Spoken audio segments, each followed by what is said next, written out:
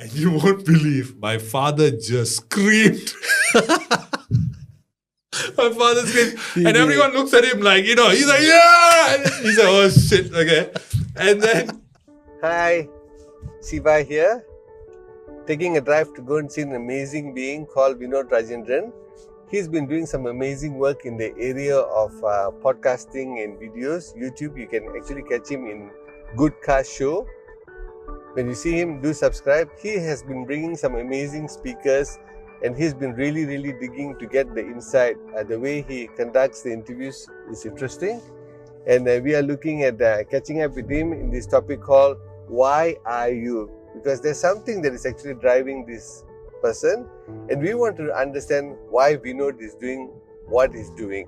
So stay tuned. See you later.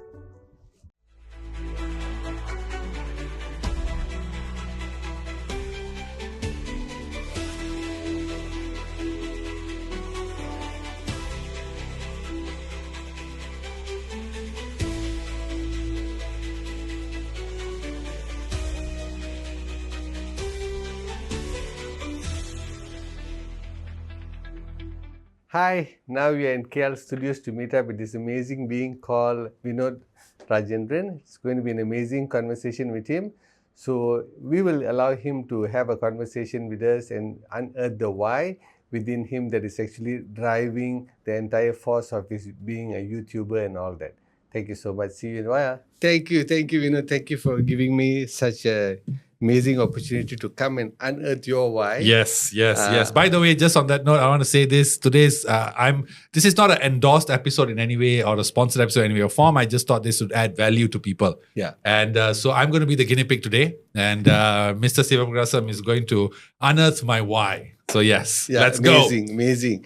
So it's going to go such that, we're not going to read your profile. You're going to tell the audience who you are and all that. So I will guide you through the process. Hopefully at the end of the conversation, like what I was sharing with you, two friends having a conversation and we happen to be bugged. Yes. And the bug is the thing that is looking at us, right? Yes. So we'll take it like that. Yes. Knowingly. So we'll just have a conversation. Okay. So, I'm very impressed with the work that you do. I got to know you recently. I know that you've been doing it for some time. Yeah, about a year. About a year, right? I got to know somehow, YouTube is just amazing. It's funny, when some of my clients say, I was just talking about this and YouTube brought me this content and then I was listening and they say, oh, that's basically by the grace of Lord. And this and I was like, no, it's called algorithm. Yes. Or maybe YouTube is listening to us. Yeah, YouTube hacked our phones. Exactly. Yeah. So whatever it is, when it comes, it comes. And there must be a reason. And I'm so happy that we got connected through Prof. Tajuddin. And we were in KLCC Surya. And here we are today to see how we can add value to others by having this humane conversation about the why, which is a very powerful thing. Because all of us, even when I came to the studio just now, I was talking to some of the ladies here. Amazing is powered by the ladies here. There's something driving them and just that you can't put your finger to it. What is that? Hopefully, we can try to put a finger to you because I'm going to have this conversation with you. Go ahead, man. And see how it's going to be acting as an engine for you towards your future. I did this many years ago. Simon Sinek is just an amazing person who wrote this book called Starts With Why. It has been one of the books that has been a beacon of change in the LOA Center. It took for me 6 months to know about the why of the center. So hopefully in this half an hour to 1 hour, we'll see where it goes. My only advice is that once you get it, take it as your life journey to go deeper and deeper to find out more and more. So today is basically we're in the starting block to have a conversation. Are you okay with that? I'm okay. Awesome. But just before we start, I think it's also good to say that people who watch this and if you guys want to find out your why, so I think they can definitely get in touch with you and do it privately or so we'll be sharing the links of that as well. So yes, please, sir. Brilliant. I'll leave it to you. Okay, cool. So what we're going to discuss about first is the first question is, can you please share to me, that is also the audience, what do you do? Nothing much. You mean my profile? Of, exactly. From wherever you want to start. And then we'll go into a certain area where you seem to have some passion. Okay. So I started, I'm a PR marketing guy. So that's what I graduated in. And after that, I came back to KL. I worked in an agency, a PR agency. And I was there for about a year plus. And then I decided to go ahead and do what I wanted to do. Interestingly enough, when I was at that agency, I think I was doing well. My clients liked me. I remember my clients were like Sunway Lagoon and a few top fashion brands and all that stuff, sporting brands and all that. And I remember sending an email to my team lead at that time. I forget her name. I think it's Vanessa, I think, if I'm not mistaken. And I asking her and saying, look, I've been doing this for about a year. My clients love me. It's become pretty standard routine work. I want more clients. And but that never happened. So then I decided, okay, then I took I don't take holidays. I like to work, love to work, love to be busy. And then I decided, okay, I'm going to take a soul-searching solo trip to Yogyakarta.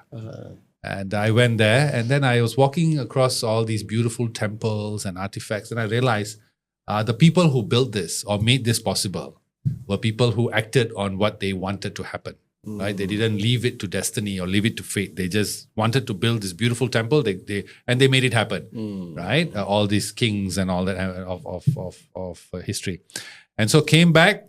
The next day, first day of work, I handed my letter of resignation. Wow. And then I started my own PR firm called Phoenix PR.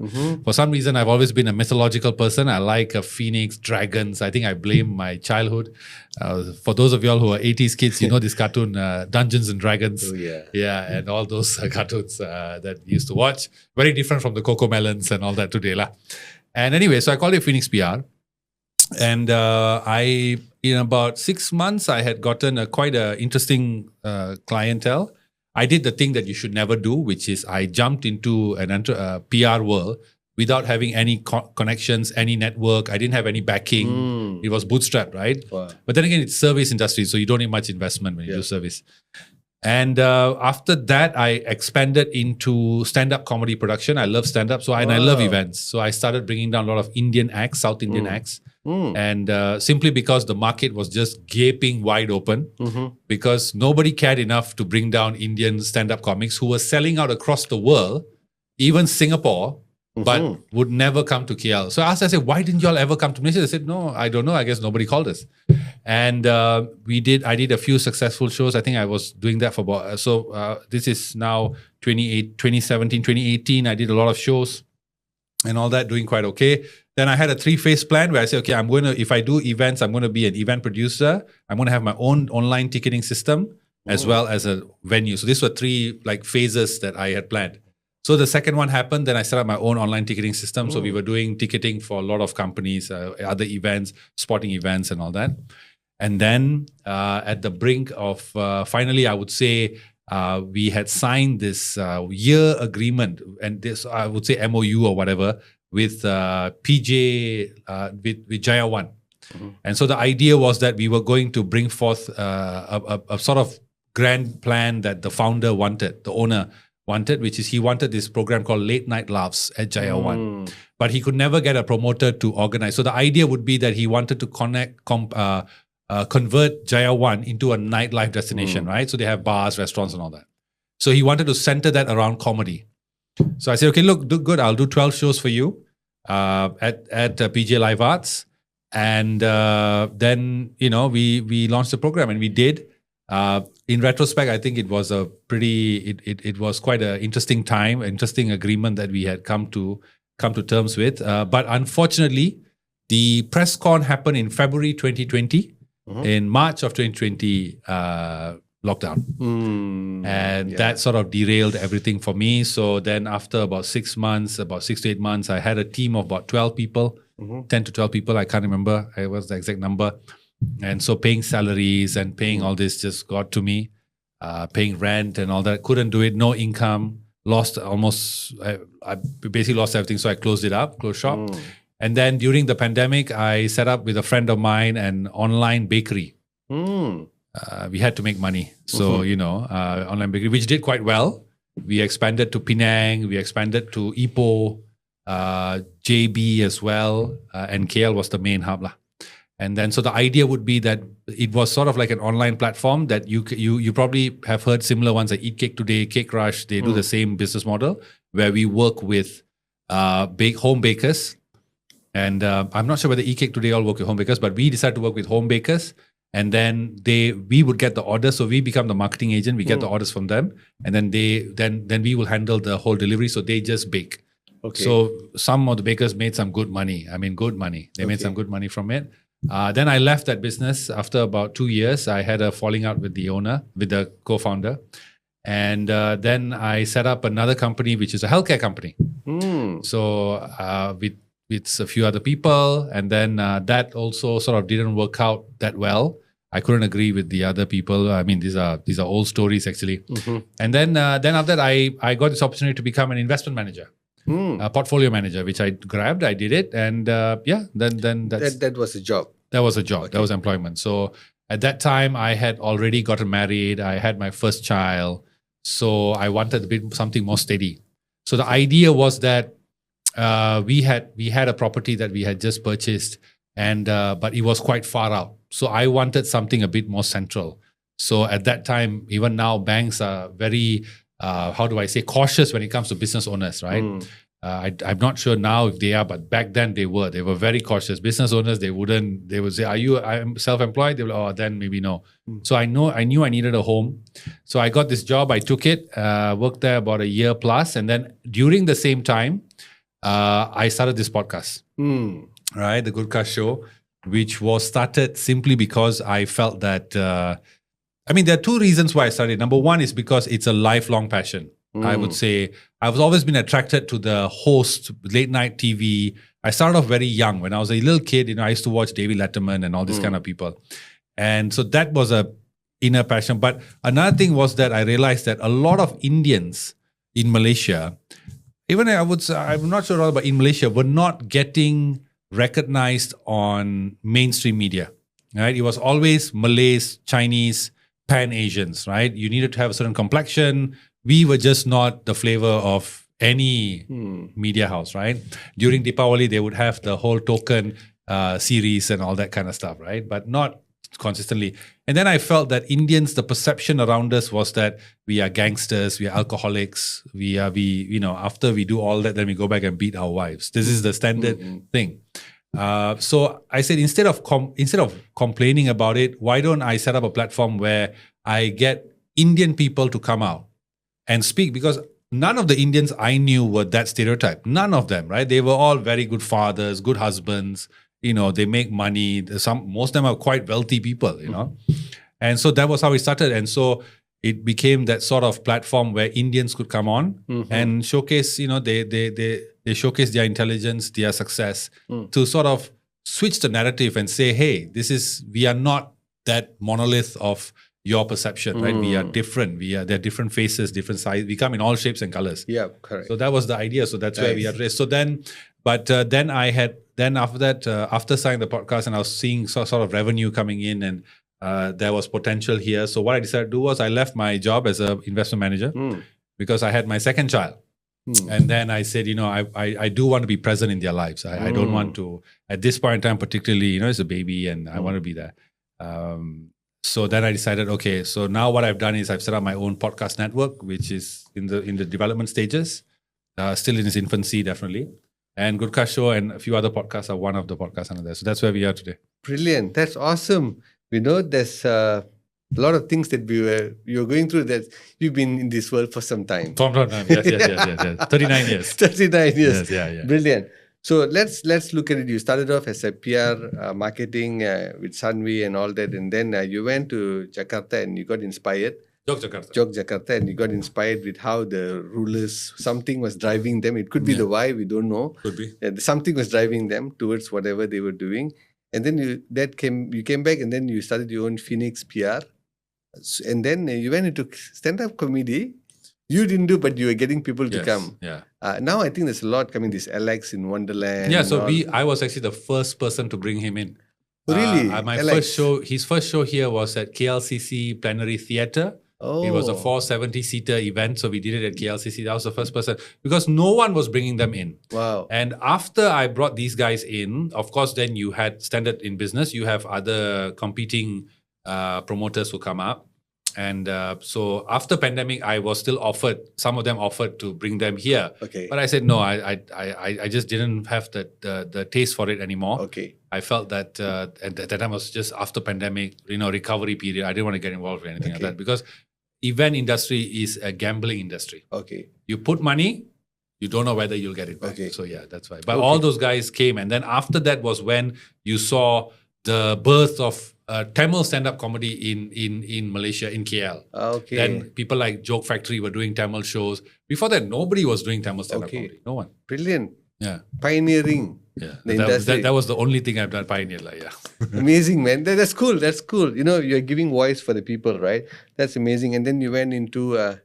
then COVID came. COVID came, yes. COVID came. Yeah. It's funny, our grandparents used to say, during the Japanese occupation, we survived. And then if you go further, World War II, whatever, right? Now, we can tell we survived COVID. Yes, so we have a monumental event that took place and we are still around and having this conversation without the face mask. Yeah. Whatever the vaccine did or didn't do to us, anyway, we are still around doing whatever. Now, you went into healthcare and then you were an investment manager and then you started now you're actually focusing in podcast. Yeah. And you're doing an amazing job. Thank you. When I watch, it's not like a crappy kind of thing. It's just, it has some meat into it and you're having some good people coming. It's not just Indians. You have a variety of people who are coming in and having this conversation and it's provoking and some stuffs are sensitive. But I think it's important for people to know you're giving them a voice, right? Yeah. Okay, now, among all these things, we were just having this conversation. Which is the one you feel you have the highest passion for it? Definitely the podcasting. Definitely. Because I turned 39 recently and I've come to realize a few truths in life about me. Okay. I'm not good at many things, a lot of things. Okay. In fact, even if there's a cockroach in the house, I send my wife. She does the catching or the killing. But you can reach further. I can, but no, I'm afraid of insects. I don't know why they're attracted to me, but they just come. I don't know why. I mean, I've sort of come to a point in life where I've realized you have to be brutally honest with yourself to be happy. Okay. If you listen to the noise, then you really lose the peace of mind that one really needs. I mean, even we are now a bit older, but so peace of mind becomes the main focus now, right? So one thing that I love about this is the fact that I've been talking on stage ever since I was 7. So because of that, speaking on stage or speaking has become something very, very, it's become second nature, right? Or it's become the nature of me, right?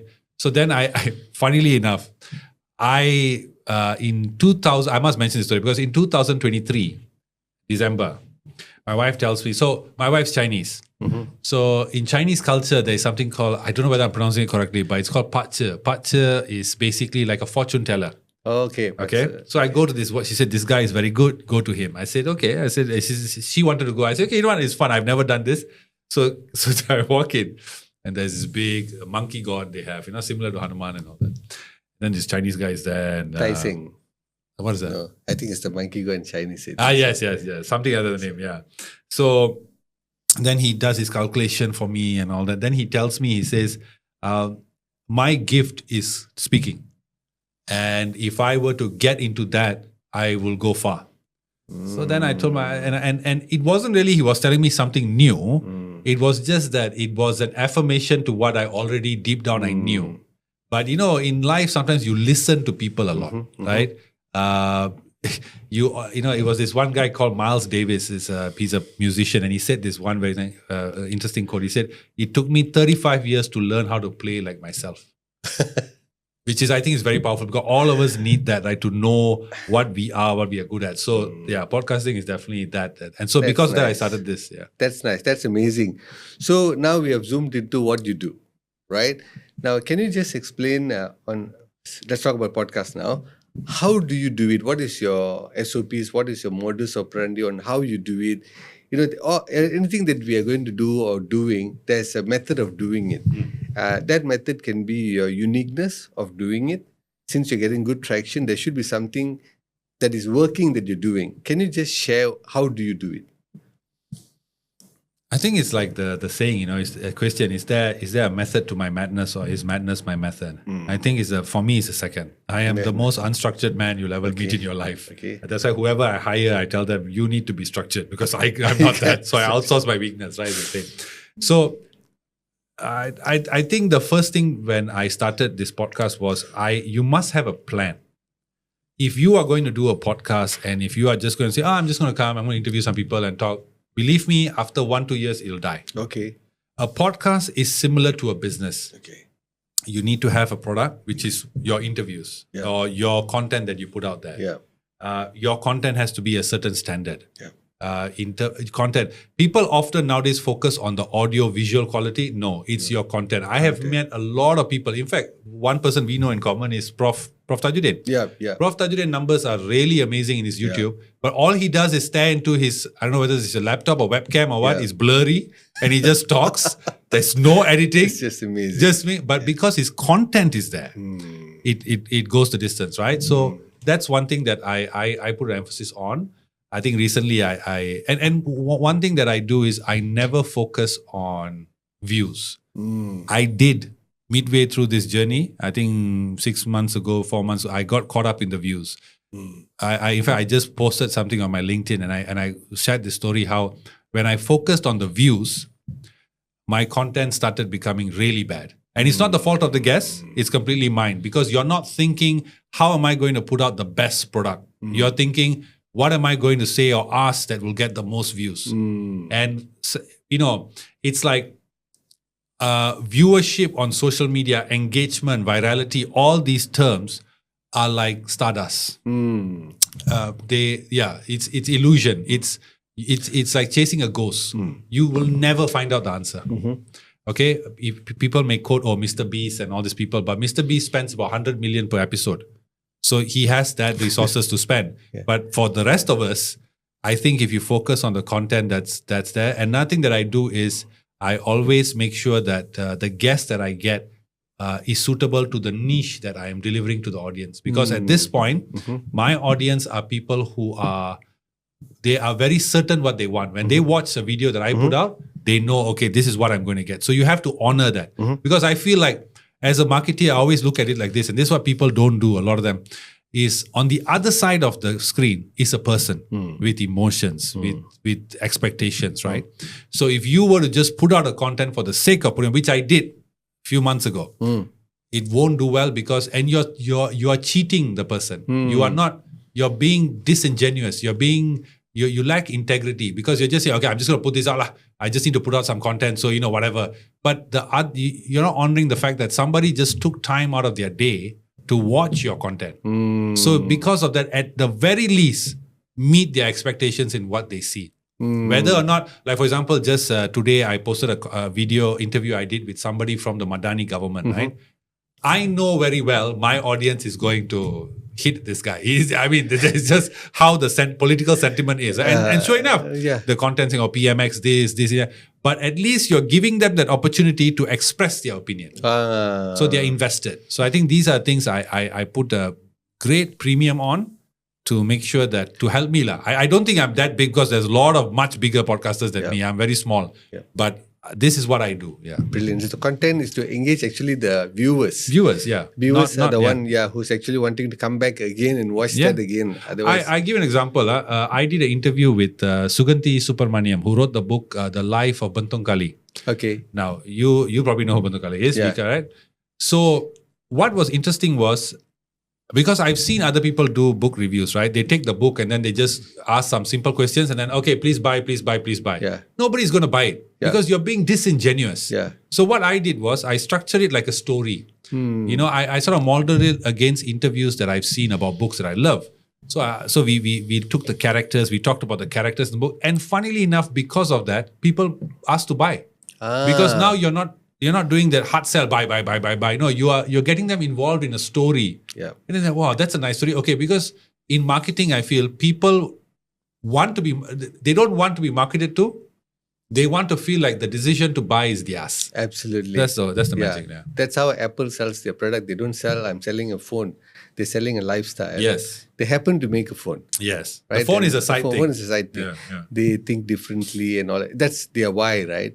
So amazing. So the content is the main thing that you're looking at. It's basically to honor the viewers and also to be fair to the person that you're interviewing also. Yeah. Because they're coming with their content. Yeah. And it's your prerogative and you must be really choosing it well. Yeah. Whether you're going to put this person for this content because there's a viewership out there. Correct. That's very important. So it's very important. Okay, cool. So this is how you do it, right? And then the rest is basically mechanism, bring them, Editing sets of and- questions yeah, and then that one, never mind. You know how to do it. Cool. Let's go deeper. Now, let's find out why you do this, right? So tell me, why do you do this then? Why do you need to get some contents coming in? And why do you want to do this podcast? You just said content is the thing. Why do you think it's really, really that important for the content to be in the center of everything? Is it the viewership alone? Or what is that is in you that is driving you? I just think that when it comes to the podcast particularly, it's just that, like I said earlier, it's giving a platform to people who are deserving of it. Okay. Right? And not say in terms of deserving, I'm not saying that they need to be a certain income bracket or certain status, social status. No, but somebody who has a good opinion and a good thought process. Okay. Right? So you give them that platform. Okay. Because they will not get that platform anywhere else. Okay. Right? Most mainstream media only interview people of certain caliber and all that. So Yeah. you're losing out this big group of people who have interesting opinions. Okay. I've done interviews with teachers who have said things that have done very well. Yeah. Whereas I have brought in people who are so-called famous, but the numbers were not there. Correct. Right? So it's all about that. Why I think I do it and put out this content is simply because there is no, I think in Malaysia, let's look at politics, for example. The political landscape in Malaysia is very jaded. The electorate are jaded. A lot of them are disillusioned, right? From what has been happening. Ever since the Sheraton move, it has resulted in voters who are just not interested because for them, the whole overarching sentiment is whatever I do also is the same thing. Yeah. Right? I can vote for you, but tomorrow suddenly there's a change of government that I did not vote for. Yeah. It can happen. I didn't know it's possible either. So when I saw this, I realized that, but despite that, voters need to be engaged because a healthy democracy is when you have an engaged audience. And mainstream media does not tell you everything. Right, obviously, because they are controlled by powers that be. Yeah. So this content, like especially the political content that I put out, is always challenging, or it's always giving inside information, or not inside, but sort of giving information you may not know or may not be privy to, may not have read, and challenging the norms or challenging the current norm where it's saying, politics is whatever. That's why. So that's why very important. Like I wanted to be different from podcasts like Los Kejap and all that, who generally play the wave. They ride current trends, right? If there's a current topic, they talk about it. Yeah. They don't really analyze. Yeah. They become commentators, just commentators. So my guess, especially I've had people like Vaidya Murthy, I've had people like, from the other side, I had people like, what's his name? Dato Karunathan. I've had, a few other people who have shared different opinions. So the choice of what to believe and how to vote is yours. Okay. Yeah, that's the why, I think. All right. To sort of reinvigorate this or revitalize the voter to say, okay, this is interesting and I still need to be involved. Okay. Now, you also mentioned that when you didn't do it properly, it cost you something. Yeah. It cost you the viewership, the numbers didn't go up. So what does that mean to you in a feeling wise? No, actually what it cost me was this. It cost me my passion. So at one point when I was just bringing in people for the sake of dishing content out, because eventually you get to the stage where you're like a machine. You have to put out content, right? So, and I, being me, sometimes I overdo it when I tell myself, okay, every day I must put out a video, right? So that's a lot of videos, interviews you need to do. Yeah. So what happens is eventually then what I lost was I started getting very tired. Because I'm like, oh, this interview wasn't nice. You don't come out of an interview feeling good about yourself. Because if the interview is with somebody whose message is perfect for your audience, you know that they're going to like it. Whether they view it or not is not really the problem, but you know that they are going to like it if they view it. But for me personally, I feel a sense of satisfaction, a sense of contentment, like, oh, this was a good interview and this was something that really worked, and the people and my guest really delivered what I hoped he would deliver. Like recently I did one with Harith Iskandar. Yep. That was an interview that I really liked because I walked in the interview with a certain strategy, how I wanted to do it. Okay. I didn't want to talk politics. I didn't want to talk, Harith, you're Malay. What about other Malays? I've asked these questions 10,000 times. I'm so bored. So we did a deep dive on comedy. A very serious take. So what happened after that was, maybe the views were not astronomical as you would hope if you brought down Harith Iskandar. Yeah. But that doesn't matter to me because what matters is I walked out feeling, wow, I really like the interview. And people whom I've met who watched it said, wow, we really like the interview. That was very different. Nice. So that's what you want. You want that sense of accomplishment. So that passion you're talking about, right? With Harith, you had that feeling in bringing out. And funny thing is that it's connected to your comedy, stand-up comedy and all that. So there is something brewing, I guess. So let's go into your... now, if you don't do it properly, it does affect your passion. Definitely. You know that. And you said it right. You know it even before finishing it. The moment you walk out, you know, this is not, it's like, leaves a bitter taste, right? Yeah. Okay. Now let's go into childhood for a while, because you did mention about certain things, about you giving a talk, you were in public 7 years old, you're doing public speaking and all that. Can you go back to one moment in your childhood where it's so vivid, okay, where something really happened, and I want you to go to that point. It is so vivid for you and you are able to see everything very clearly. Can you go to the moment of your life where you would have felt certain way because you were doing something? Or maybe there could be someone there. So could you go to a place? Okay. Can you please explain what's happening? No, but this is in relation to childhood. My speaking or... No. Don't worry.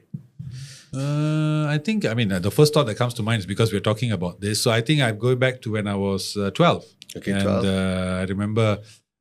there was this. Where was I? I was in Kluang. Kluang. Okay. Kluang Johor. So I was in school, and let's just talk about it to paint a story. I think that's the best. So when I was a little kid, and I was very, very little, I was, I think, 6, 7, around that. I used to have a horrible stutter. I was, I would stammer all the time. And so what would happen is I would go to family homes and no one will speak to me. Because to be fair to everyone, talking to somebody who stammers is very uncomfortable. Yeah. Right? You're talking, you're waiting for the answer and you're like, okay, hurry up, man, land your plane. And, so I would always be that boy who will sit in the corner. Okay. I will just watch everything. People will be talking and all that. I couldn't even say hi. I couldn't say hi. Good night was a challenge, kind of stuff like that. So my mother, being my mother, decided the best way to overcome it is to put me on stage. Till today, I don't understand the logic behind that. I can never understand the logic behind that. So she trained me. We were training public speaking and all that. So I remember I did my first contest when I was 7. And there was this, and I was the first contestant to go up. Thanks to one lady. I know who you are, by the way. She's a close family friend. So she placed me as first because she wanted the school to win. The school did win, but years later, so then I started taking part. My mother would force me, go. And so what happened, I won the Kluang level, the district level, then we went to state level. So that was when I was 12. You were still, this time your stutter was less. Then it was less and less. But when I went on stage, I was just normal. Okay. It was weird. It's like before I go on stage, I'll be like nervous and oh my God, they're going to call my name. But when I went on stage, I was home. It's weird. It's very... Are you able to see that moment? Yeah, definitely. Can you tell? Just... Which moment? Like on stage? On stage, the first time when you went up and then you were an autopilot? Yes. Okay, is that something significant in your life? Or something significant? I want you to go to a place where it's significant. There's people around, okay? Yeah, there's people around. So I go up on stage. I remember they called my name, and we were in Sagama. Vinodh Rajendran. Yeah, they called me, right? So as always, I'm the first person. Okay. I was like, how does this keep happening? So I'm sitting there, I'm nervous, and I see this row. I remember I'm sitting in this row. Also, at that time, they will separate you, SRK, SK, and all this, right? Okay. SJKT and all this. So I was SRK, first category. I was the first. So I go up. And I see all this and all that. And we start to, I remember my mother and father sitting there, right? So my mother has this very bad habit, which I pointed out to her. So when I'm talking on stage, she'll be like doing it, trying to contact me. So I said, don't do that. Okay. So my father also agreed. He said, don't do that. You're throwing him off. So my mother, the whole time talking, she's just looking here. Literally, I'm on the stage, she's looking there because she don't want to get her best to look away, right? And I deliver, and I remember there was one teacher, name was Pon Surjit. I don't know if she's still alive. And she was the head mistress of my school. She was also one person who liked me. She tragically lost her son when he drowned in I think when they went to a waterfall. And I think she took me in like someone who's like sort of like a parental figure. I guess so. And so she was training me as well. I'm just saying because she's a very nice lady. And so then what happens is I finish talking, I give my speech, I get down, go back, and I remember this one Chinese girl, I won't forget her. She starts her speech with a scream. Oh, wow. She talked about abuse, I think, child abuse. So we all had to talk about very serious topics. I don't even know what my topic was. I think it was something about forefathers. Forefathers. Yeah, okay. I think so. It was that topic was chosen for me. I don't even know what that was. I couldn't understand what it was back then, right? So she screams. And she screams, and then everyone's like, whoa, what is this? But unfortunately, something happens to her audio. So she has to restart. But still, that shock factor is there, right? Okay, she talks, and then everyone, they finish like SKS, JKT, everything they finish that. So we go to the prize. So for those of you all who are new kids, back then we had consolation prizes, but consolation prizes basically meant thanks for participating. Okay, so can you imagine? Yeah. This is Johor State, so there's a lot of SRKs there, right? All the districts are there. And then before that, I asked my father, I asked my mother, what do you think? My mother's so nervous. She's like, I don't know, Vinodh. I don't know what I think she also... She didn't see you speaking. No, she could hear, she didn't see, right? So she's also nervous. She wants to win and all that. Yeah. And my father is just being a father, very cool and composed. I'm sure inside there's a storm, but fathers are, right? So then they start from last place, consolation. And then it goes to top 5. And I was like, oh, shit. And then the best moment was, so they say number 3. So left 2 people. It was me and this Chinese girl. And they say her name. And you won't believe, my father just screamed. My father screamed. And everyone looks at him like, he's like, yeah! He's like, oh shit, okay. And then we won, right? So, so I won. And okay. I think that was a nice moment. Can you remember that time? Oh, yeah. What was the feeling that was coming to you? I remember walking up the stage. I mean, I think I was confused. How you felt? Confused is one thing. Confused one thing because, you win. But just one more thing I want to say. So when we left, we were staying in Klong. So we left to Sagama. We woke up 4 a.m, got ready, went to Sagama. And I remember my mother, okay, you have to practice one more time. So, but we needed a space. So we went to this construction site that was a home, Taman. Somehow we got in there. My father with his Proton Vira, I remember. And then the lights are on, headlights. So I'm standing in front. I was like, okay, practice. And then behind me, all these workers are like, what's going on here? And I'm like, forefathers and all that. Anyway. So I go on stage and I remember collecting the prize. And for some reason, they gave like one book. I remember Pelangi was the name. I don't know the Pelangi. Is Pelangi still there? Maybe, I don't know. They gave one book and then one CJL and then one trophy. Then they give a challenge trophy. And this 12-year-old boy is supposed to carry everything. Wow. No, this is stupid, right? And he won a starter. Yeah. And then my father, being football, he's like, put it up. I couldn't even hold anything. But yeah, it was very confusing. I don't confusing. Like, it was too much to handle, right? Okay. But I think after that moment was when you sort of believe that, okay, I can do this. So I think that was the moment, yeah. Believe? That this is something I can do. So then after, when I went to secondary school, I didn't really take part in a lot, but I was just confident on stage. And I was a debater for a while and then, stuff like that. But the really focus on public speaking was when I was in primary school. And then after that, of course, when I graduated, when I was in uni, I was very active in Toastmasters again, just to to sort of refine your craft and to be, to work at it, right? And but that was the moment. Do you feel this belief that I can do has been traveling with you whenever you see anyone, even when someone is actually giving a talk in your podcast? Do you feel that they can do? Yeah. Whoever that you see, you believe in that?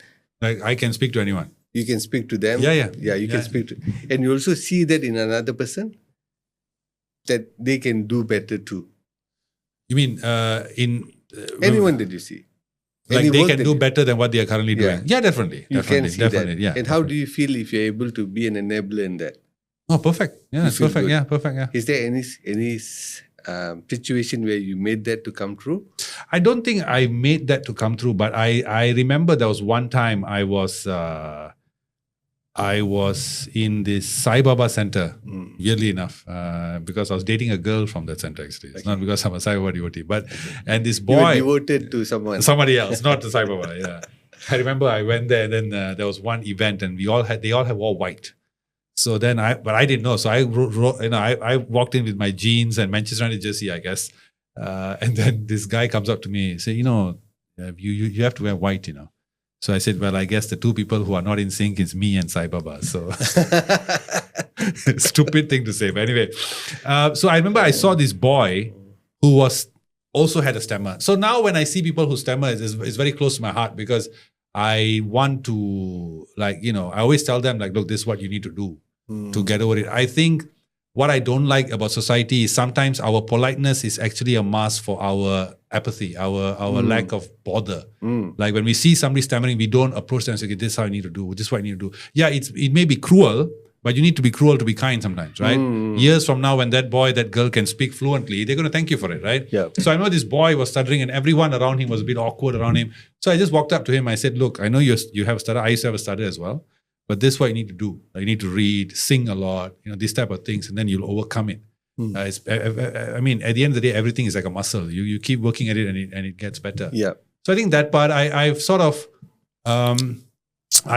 been part of Toastmasters clubs. I founded clubs whereby I've seen people come in and very shy, very timid, and then 6 months later they are confident, they're talking on stage and all that. So but I don't think it's because of me.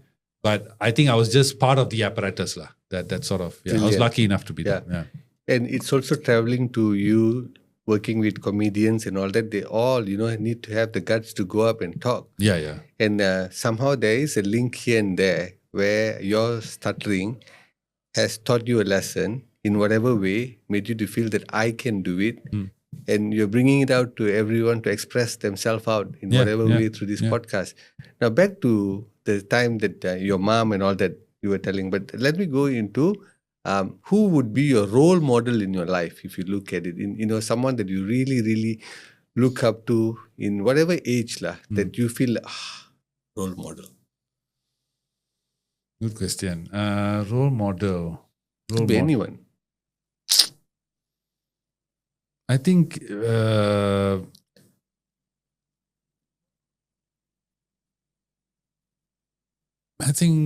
definitely, of course, the cliche thing would, I hate it when people say it's their parents. I find it so cliche. Oh, my mother and father.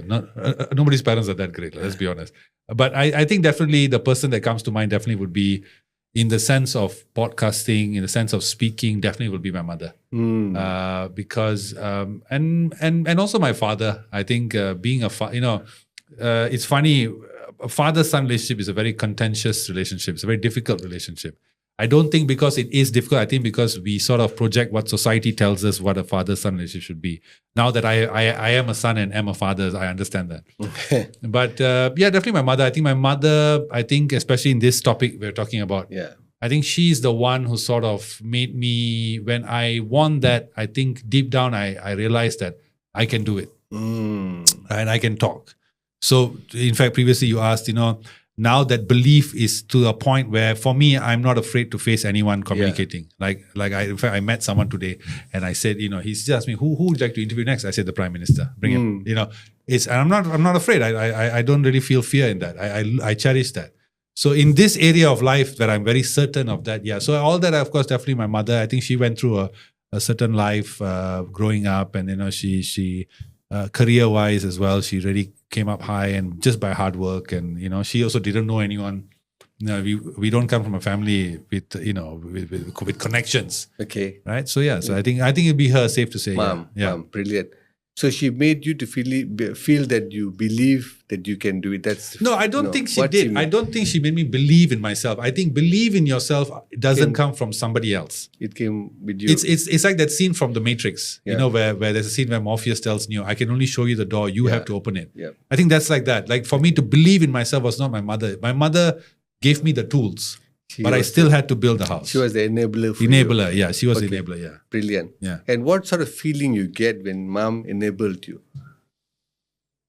I think this one is a retrospective question. I think looking back, it was I think when a parent enables a child, it's so important because you will feel that my parents believe in me. And when you feel your parents believe in you, you feel a sense of worth and ability. It's like somebody told me, they said, nothing is special because it is special. Something is special because you make it special.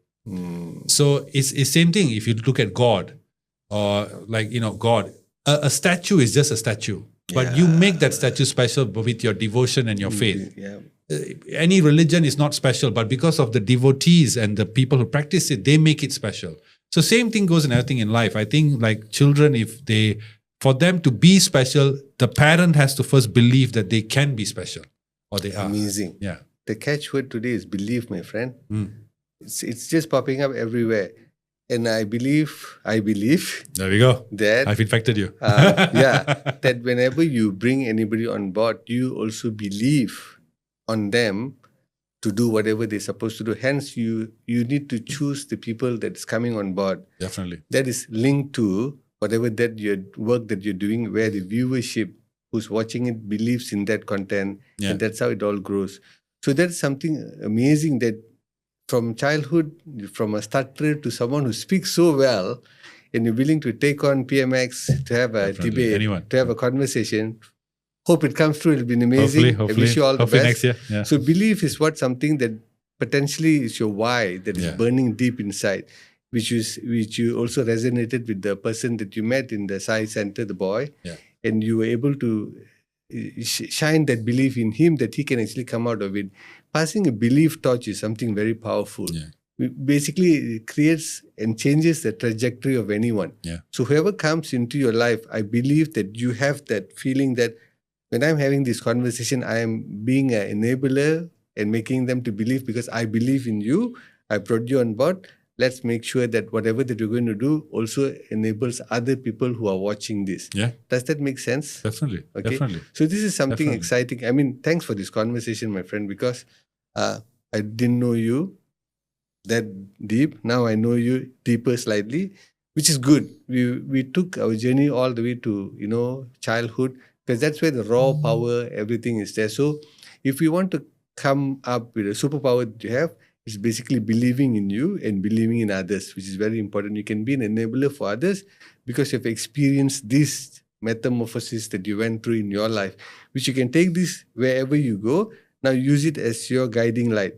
Like for me, it is helping you to be happy so that you become great.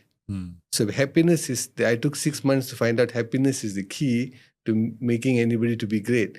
If we don't work on that, this thing doesn't work. Because there are many people who are great, but they're not happy. But those who are happy, they're great in their own way. They don't have much money or whatever, doesn't really matter, but they're just super duper great. They're smiling away, they're happy. So use this belief as your why power you're driving. Again, as I said in the beginning, it's just the beginning. Find out more. Look at all your role models. There are certain things that are actually guiding you to make a decision. So I feel that you are someone who like to enable them to be a better version of themselves, whatever it is. It could be, when they come, when they have this conversation, when they leave, they should feel better because you believed in them. They should believe that they'll be able to conquer the world, having this conversation. So when the viewership for that person who you interviewed goes up, they get excited. They believe that, hey, whatever that I'm doing, it makes sense. And that could be one of the reasons why you're feeling that, hey, how come I'm not getting this? Because I walked away without the belief. And true enough, it also showed in a different level. Now it all goes down to that level of whether you've done a great job in doing the service of whatever that you're doing. And podcast is what you have taken on board. And it's come back one circle to your speech. It started off, everything started when you were stuttering. Mom pushed you. Now you're having your own podcast and becoming a YouTuber and, generating income and all that. That's amazing on how it started long ago. 7 years, 12 years is your major shift in your life. Yeah, definitely. All the things started happening. And when you went to Yogyakarta, you saw what belief that drove these emperors to basically build all this monumental stuff. There was something brewing in them. So I'm sure they were doing things to enable the people to live better by building these shrines, these temples. People can come and congregate. So everything is about adding value in people's life. And I think that is something that I feel in this, having this chat, could be one of the beginning thing that you can take on board and start leading your life full of belief and help others to believe in themselves. So I'm super excited to have this conversation, Vinodh, because your viewers know this now, that why you're doing what you're doing. Your podcast is about that. It's about being an enabler of the belief that you have, the person who's going to come, and the conversation that you're going to have, and that belief is going to go in a ripple effect to change the belief to a betterment. Like what you were saying with the stereotypical thing about the Indian and all that, the belief is such a way. Yeah. They look in that lens. Maybe that is one of the reasons why you were like, you believe it should be that way, but they're showing this way. But you know what? Just like how I can teach the methodology on how to be a person who don't stutter, I want to create something to change the way for them to having a better perspective over this population. And there are also good people there. There are many good people compared to the small little group of people who are getting drunk, this and that. You're doing an amazing job, and your viewers know that. Keep doing this amazing job and touch more lives. Be the catalyst, be the enabler, make people to believe that they're better than who they think. Never. So that's what I wanted to share with you. So what are your thoughts?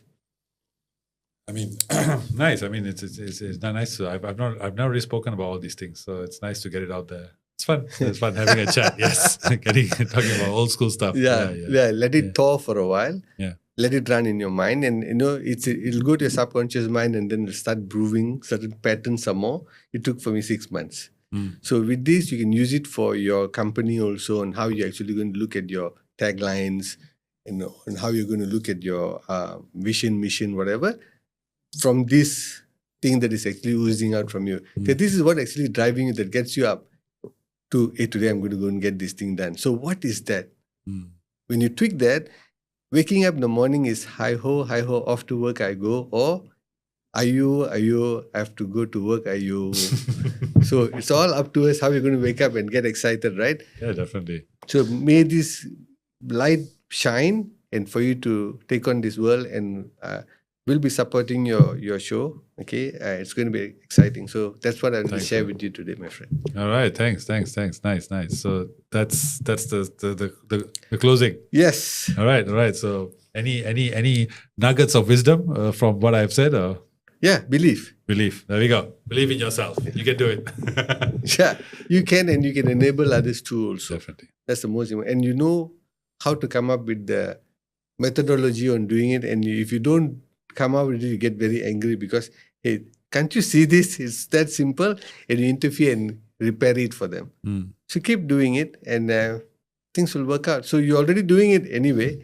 So now you just add on this belief of yourself and also for others, to make them a better version of themselves. All right, man. Thank you so much for coming on and sharing this. So, guys, if you guys want to find out your why as well, you can drop, we'll be sharing the links to the LOA Center. Drop them a note and find out your why and get your life back on track and pursuing what you're passionate about. And it really worked for me. So hopefully it works for you as well. Following your passion and being driven by that. I think then it's a very interesting life to live. So thank you all so much. Thank you again for coming on. A quick one. They would have seen in the camera how your face was lighting up.